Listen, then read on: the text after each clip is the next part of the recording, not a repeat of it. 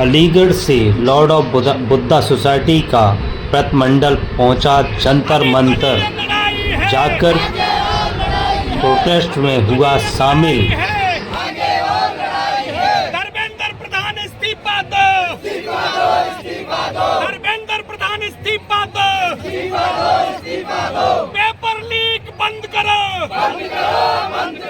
Paper leak बंद करो, भ्रष्टाचारी बंद करो, भ्रष्टाचारी बंद करो, वरना कुर्सी खाली करो,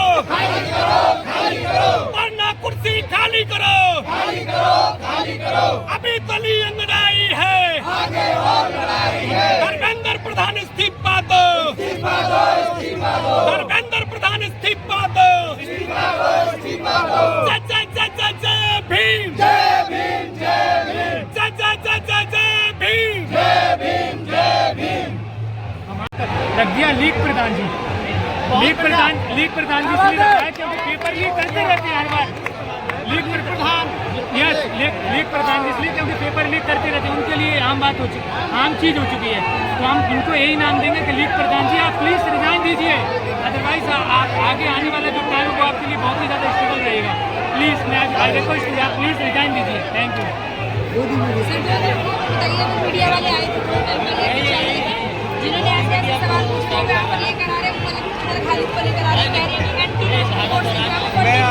मैं आपको ये बताना चाहूँगा कि मैं Dinesh Kumar Gautam advocate, Lord Buddha society Aligarh Uttar Pradesh से प्रदेश महासचिव हूँ। मैं आपको बताना चाहूँगा कि जब जब इस देश में शिक्षा के लिए, न्याय के लिए, रोजगार के लिए संघर्ष होता है, वहाँ तमाम तरह के गोदी मीडिया, तमाम तरह की दूषित मानसिकता के लोग हर प्रोटेस्ट को खराब करने के लिए आ जाते हैं। उनका मकसद इस देश में समानता, इक्वलिटी बिल्कुल भी नहीं है। उनका उस देश में सिर्फ जातिवाद और धर्मवाद के नाम पर देश के बंटवारे करने का मकसद होता है। वो हर अच्छी चीज में कमियां निकालते हैं, क्योंकि इस देश में विचार की कीमत नहीं है, इस देश में जाति की कीमत बना दी है इन लोगों ने।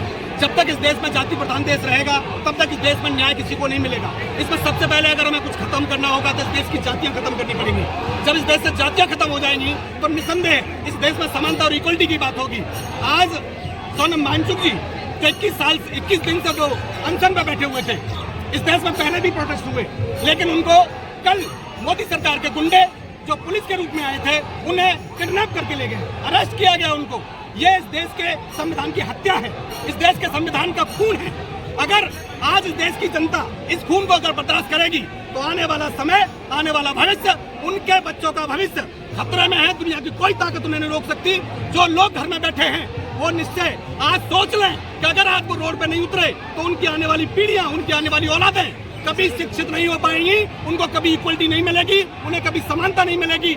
अगर उन्हें अपने सम्मान और अपने बच्चों का भविष्य बचाना है तो उन्हें रोड पर उतरना पड़ेगा और ऐसी तानाशाह सरकार का विरोध करना पड़ेगा। और इस तरह की मानसिकता के लोग जहां भी आपको मिले उनका विरोध कीजिए और उन्हें इस देश से खदेड़ने का काम हमें करना पड़ेगा, तब तक इस देश बचेगा नहीं।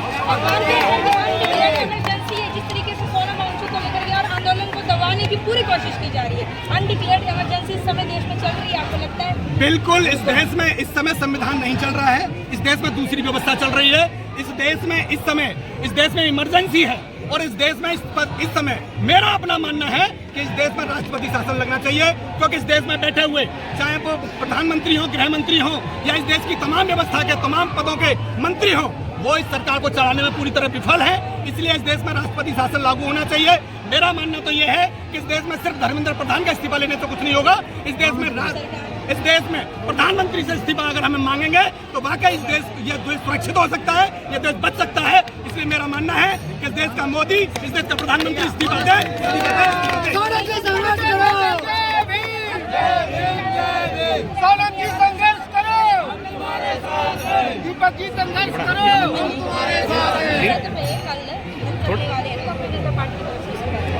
कल आज तक अगर मांग नहीं मानी गई, हमारे सोनू वांगचुक जी को यहाँ नहीं भेजा गया, तो हमारी पहले से ही प्लानिंग है।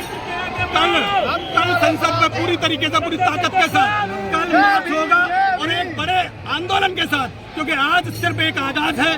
कल हम बता देंगे कि इस देश की जागरूक जनता, इस देश का पढ़ा लिखा नौजवान रोड पर जब उतरेगा तो इस सरकार की जड़ें हिल जाएंगी और इस सरकार को हमारी बातें माननी पड़ेंगी।